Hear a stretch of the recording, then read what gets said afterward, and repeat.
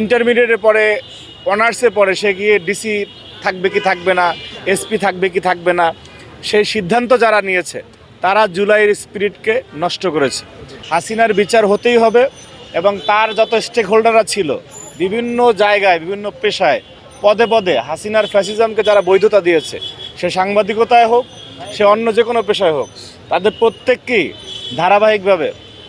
বিচারের মুখোমুখি করতে হবে। এটা বাংলাদেশের মানুষের গণদাবি। জুলাই শহীদদের যারা শাহাদাত বরণ করেছে সেই রক্তের উপর ভর করে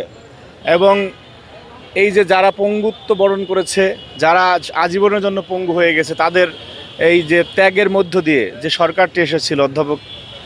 ইউনূসের অন্তর্বর্তীকালীন সরকার, সেই সময়ও আমরা দেখেছি বিভিন্ন স্টেকে যারা ছিল, বিশেষ করে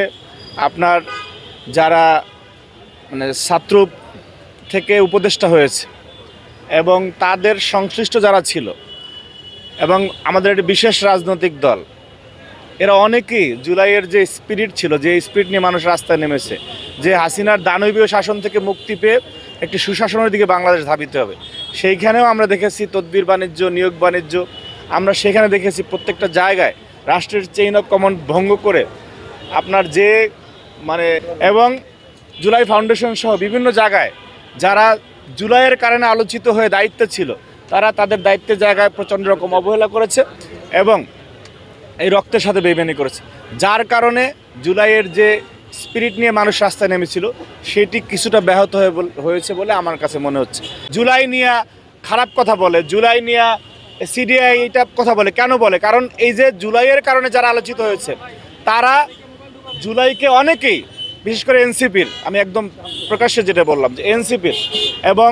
জামায়াত ইসলামীর অনেকে দেখেছি জুলাইকে কিভাবে, কারণ তাদের একটি ঐতিহাসিক কালিমা লিপ্ত সময় রয়েছে, যারা ৭১ দেশের বিরোধিতা করেছিল, তারা